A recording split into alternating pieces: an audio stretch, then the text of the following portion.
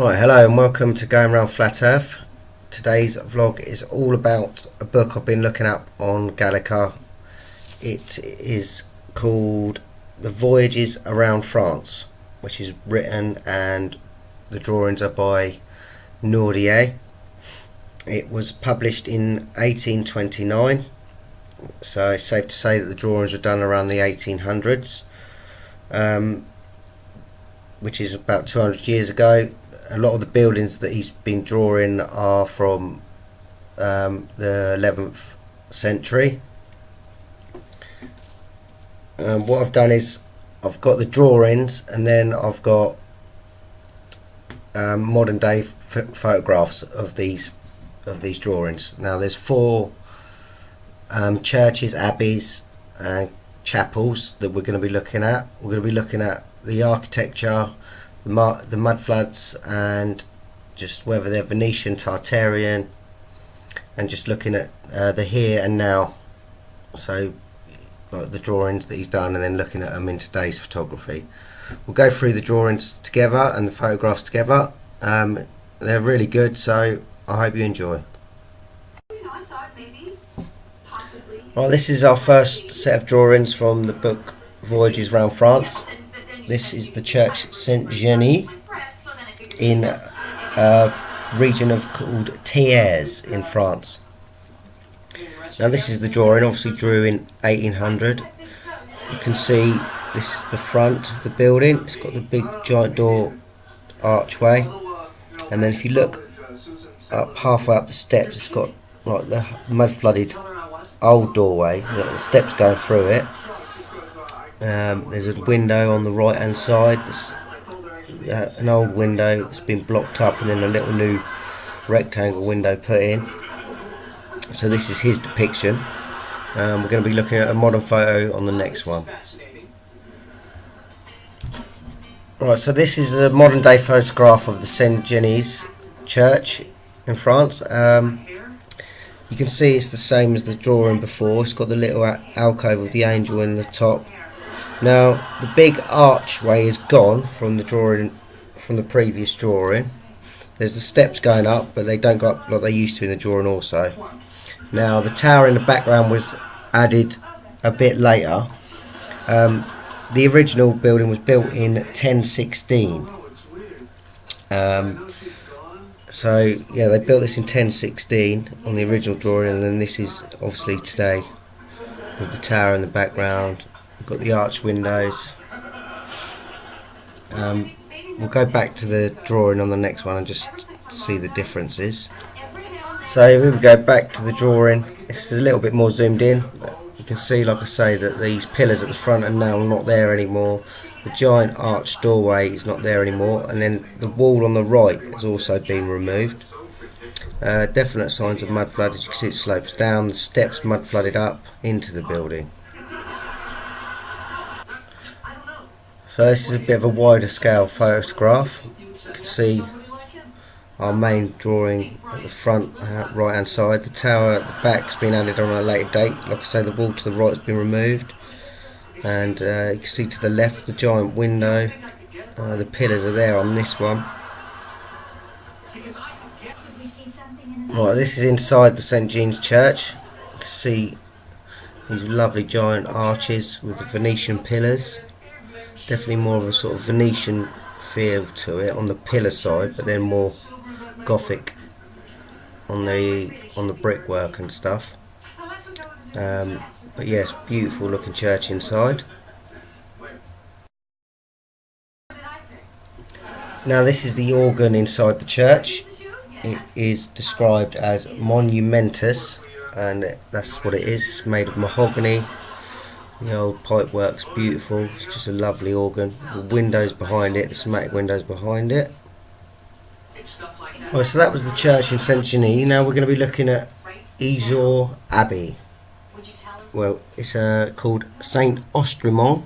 It's in Issoire in France.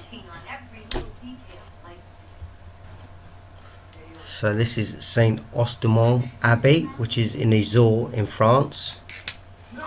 As you can see, this is his depiction from his book, The Voyages Around France. You see the lovely, I'd say this is Venetian artwork with the Venetian roofs, the Venetian windows.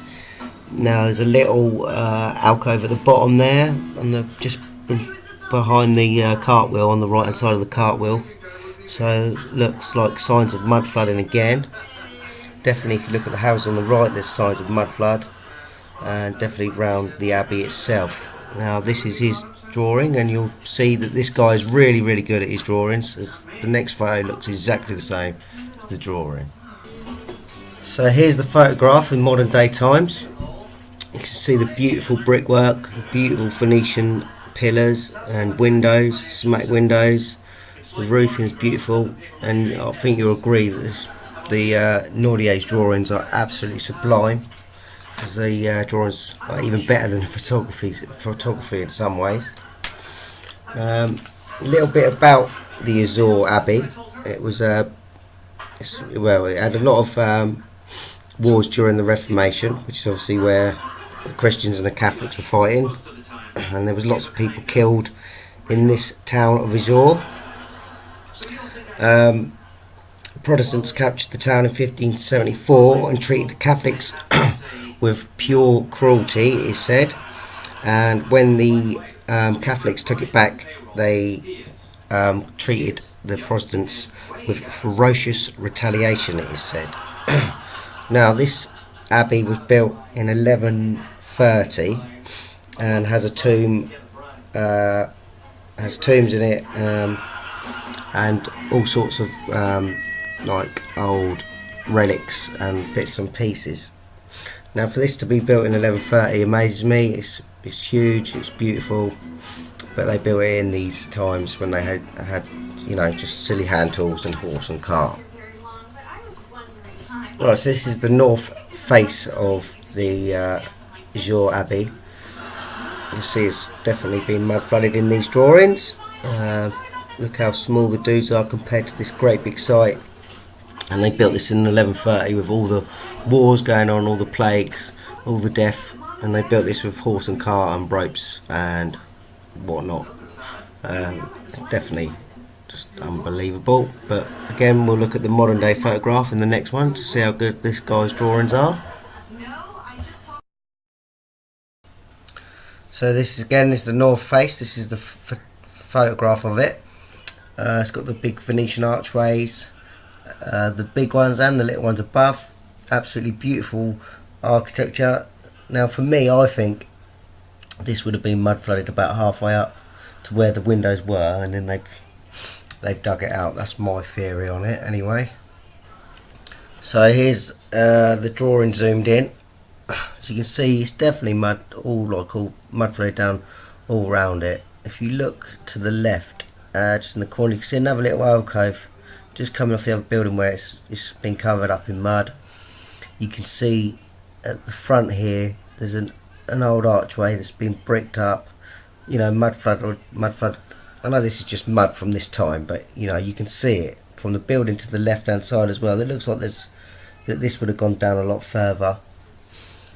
You can see how big the building is as well compared to these guys, and we know this guy's a good drawer because we can see how good how good they are. Right, so here we are inside the Issoire Abbey. Now look at these beautiful Venetian arches, marble arches and pillars. They're absolutely beautifully decorated. They are absolutely stunning. So here's the beautiful pillars again. Just look at the techniques and stuff used here. This is absolutely beautiful. And again, this was in the 12th century they've done all this. I've looked into it. These are not added later. How can you add you can't add these later. So these are built at the time. Just look at this.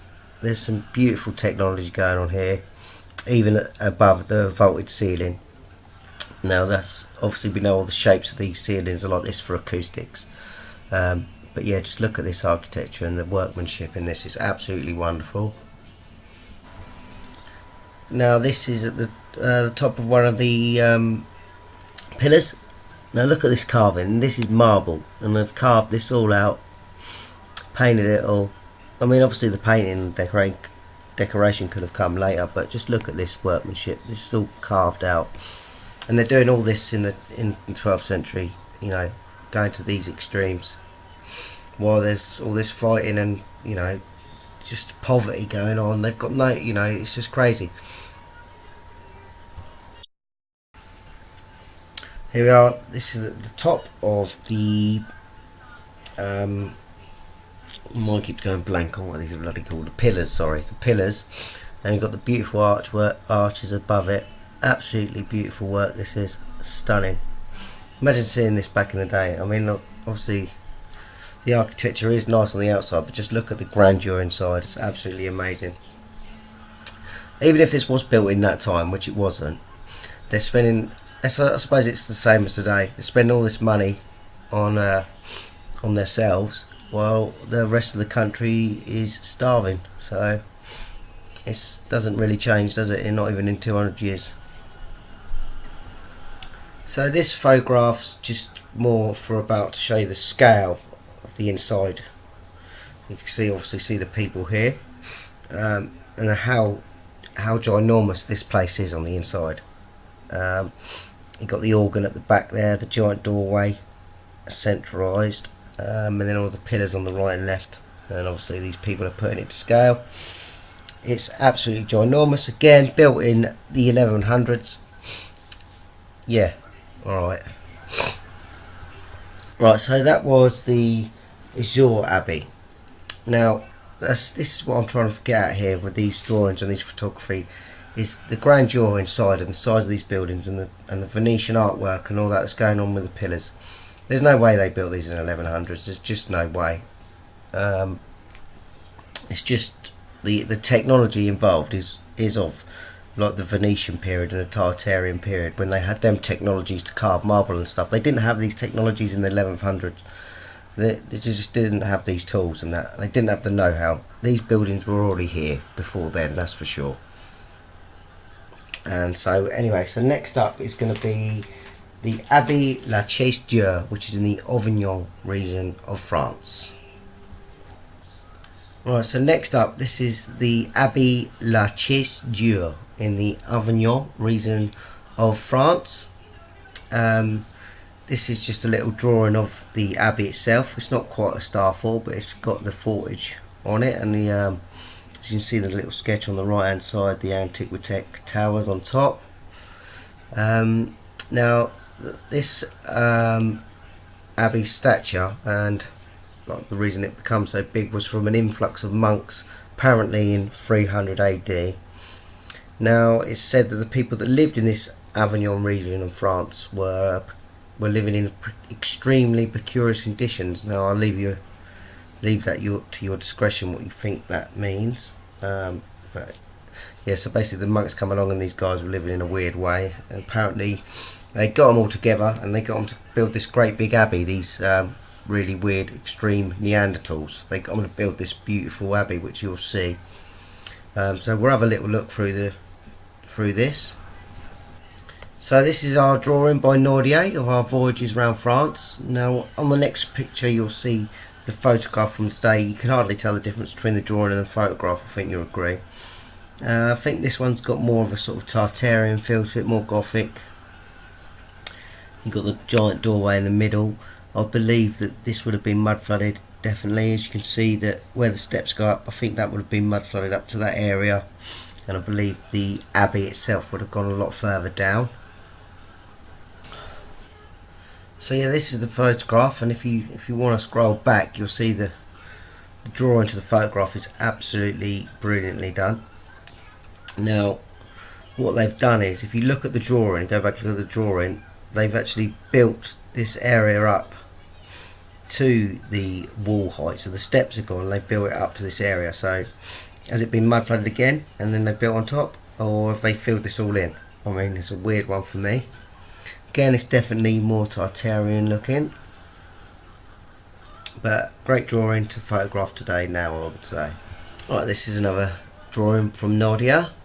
Again, look, you see all these people, horse and carts, tiny in comparison to the size of this building, but apparently 600 years before this, they built this. Right, so here's the photograph. Again, it's hard to tell, as you think you might agree. Drawings and a photograph are just perfect. This bloke's drawing is immense. You can see that it looks like it's been built up a little bit more in today's modern time. Again, this just backs up the Tartarian looking of it. The windows are a lot more slight, more Gothic look about it. So this is inside our church of Abbey la Chaise-Dieu.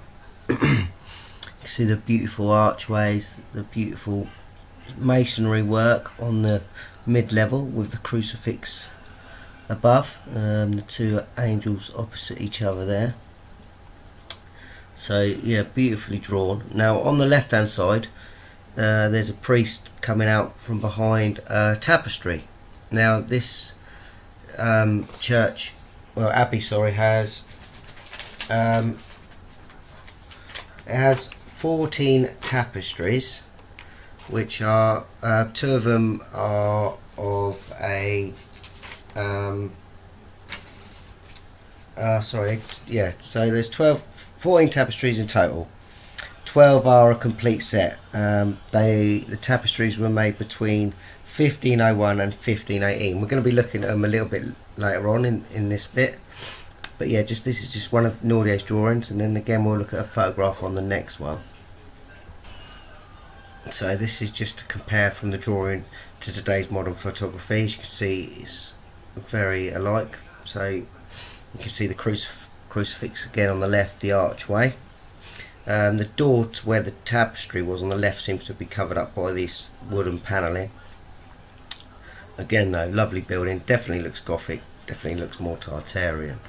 Okay, now this drawing is by Nodier, and it is a drawing of the fresco that's inside the church, the abbey, sorry, and it's of the dance macabre, which means the dance of death, which is in the Bible. It's basically just, you know, depicting the dance of death, which is in the Bible. This is his drawing. We'll look at the fresco next. Right, so this is the fresco that's inside the building. It's slowly deteriorating inside, so they're trying to preserve it as best they can, I've read, but this is obviously the fresco. If you go back, it's the drawing by Nodier, and it's the dance macabre, which is the dance of death. Now they do have a festival in Avignon every year to celebrate the dance of death, where people get dressed up as death and dance about and celebrate it. Don't know why, but there you go. Now we saw in the first inside drawing by Nodier the monk coming through the tapestry. Now, like I said, in this building they have 14 tapestries, 12 of which are a complete set. The two separate ones, one's of the Nativity and one's of the Resurrection. The other 12 start with the Annunciation and end with the Last Judgment. Now here's the first. This is the I believe this is the no, this one's the Annunciation. These tapestries are absolutely beautiful. They're still there now. They're still working on to maintain them. Right, so here's our second tapestry. This is the Resurrection. We've got Jesus there in the middle. If you look up Abbey la Chaise-Dieu, and it'll bring you to the site, and you can look up the tapestries. You can see all 14 of them. They are absolutely beautiful. I've got to look more into them because there's lots of little clues about the ark, the Venetians, Tartaria. You can see the little Venetian pillars in there at the minute, but they're very interesting to look at. Lots of little clues going on in there, like they like to give us.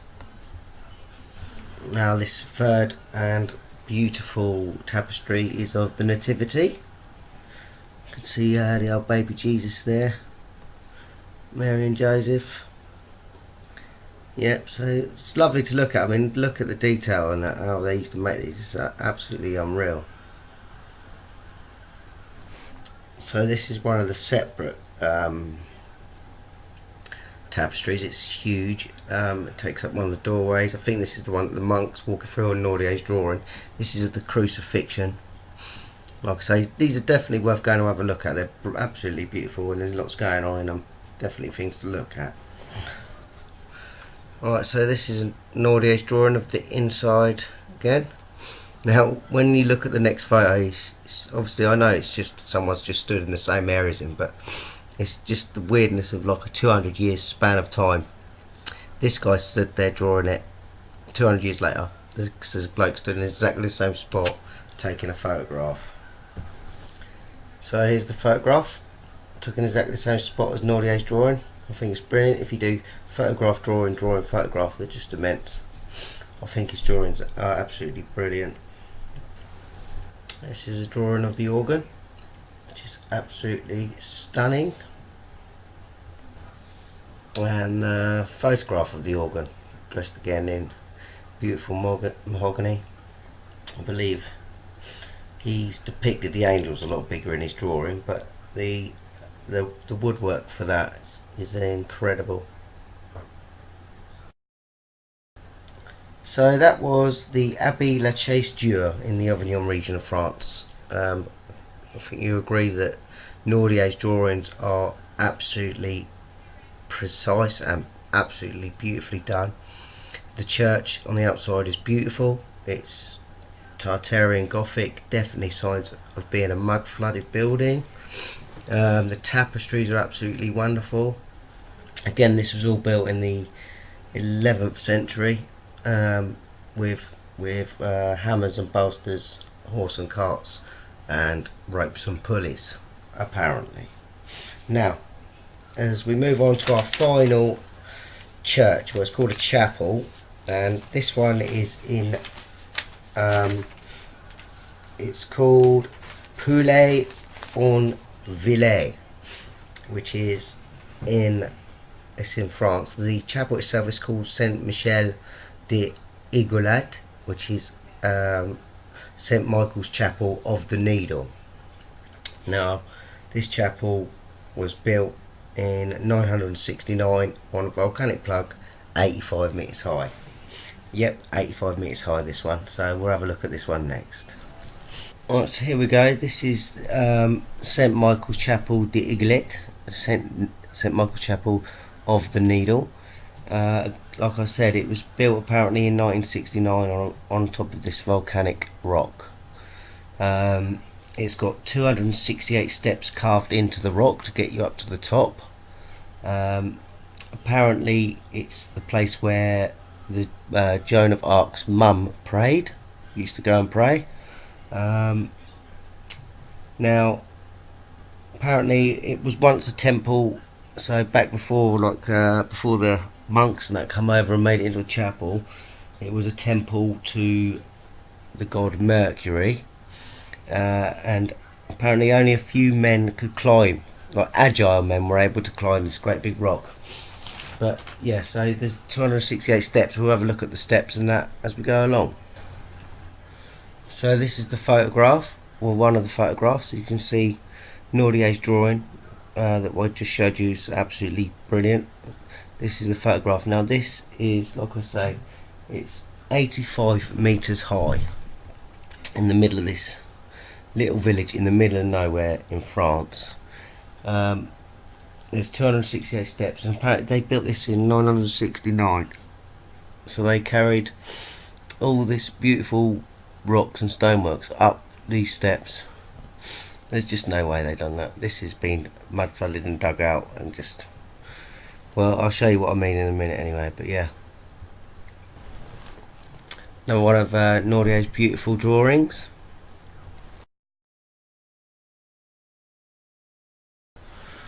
And again, another drawing from the Book of Voyages around romantic France, Nodier. I absolutely love this one. So there's the St Michael Chapel in the background. Just look, this is the scale. Look at what they was building, these little tiny houses. Now, these houses are sort of obviously 18th, 17th century, when the same period as when this guy's drawing them. and the building at the back was built 800 years before this. So here's a photo. Look how high up this is. It's just immense. And you're telling me they took all this up there?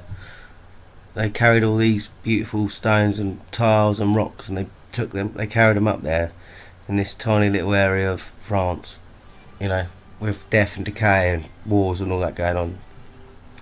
You wouldn't go to the extremes of it. You just build, if you wanted to build a chapel to someone or a church, you just build it on the ground. You wouldn't build it up here. Right, here's a photograph of the flight of steps. 268 steps there is altogether. So this is just a little bit of part of it. You can see how vast they are. Now that's what I'm saying. Imagine your job is to carry one block up. You know, these blocks are huge up there, what they build in these churches out of. So just those two guys carrying one block, how long that would take you? It would take you a day just to get one block up there. Then when you get it there, you've got to carve it out, you've got to set it in.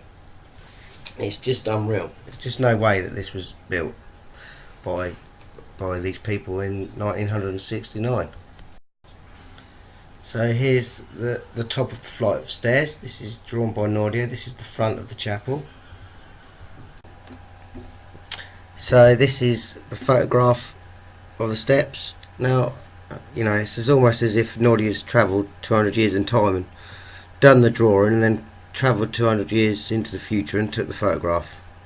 As you can see, it's tartarian looking, but this is what I'm getting at, guys. Look at these block works. So that's my little baby in the background. Look at these blocks and that they would have had to carry up these 268 steps, one at a time. Crazy. Or did they pull it up 85 meters? I doubt it. Now this is a modern photograph. If you look, they're doing some construction work at the base of this old volcanic rock. Now look at this triangle white piece here. Look at there's a parallel line at the bottom. It's a perfect line like you'd see on Egyptian temples or things like that, where there is no muck joint, but the rock's been there for so long that they just sit on top of each other. Now I think that's extraordinary. I think there's something behind this rock facade that they've dug out. I think this may have been built, maybe. It looks like it anyway, so it's just something interesting for you to look at there. Right, this picture, because what I've done was I looked at like tools and what they would have been using in these periods of the 10th and 11th centuries to build these beautiful churches and abbeys. This is one of the drawings that come up. Obviously you've got two blokes carrying rocks on like a stretcher, ladders. You've got a bloke running on a mill to pull rocks up on a winch. So this is what they would have used. Now I can see that using that on a ground level, using that on that last building that we looked at. The St. Michael one on top, the building on top of the volcano. If they would have used that wheel, the amount of obviously the rock would be even more heavier because how low down it is. They just wouldn't have been able to do this. So this is just to show you the sort of idea, the equipment that they had, and how they would not have been able to do it basically.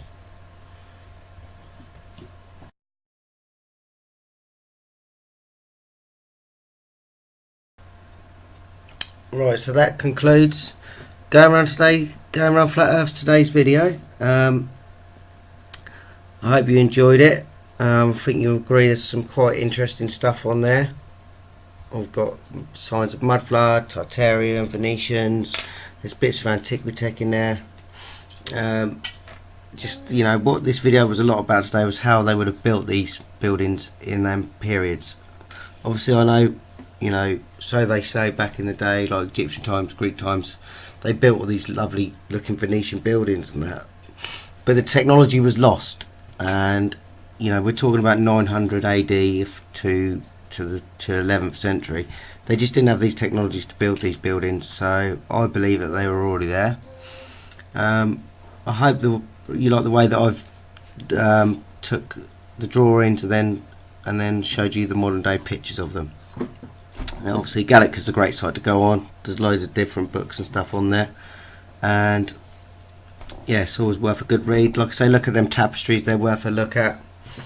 Now that's the end of like the churches and abbeys. There's just a little string line of more drawings from the book. The first 4 photos are of a fountain. I have got the modern day pictures of it as well as the drawings from the book, and then it just goes on to show you the drawings from the book. I thought I'd just leave them on there because I've downloaded them, so I thought I'd just leave them on there to have a look at. Again, thanks for tuning in. I hope you enjoy. Take care of yourselves, and thanks for going around Flat Earth.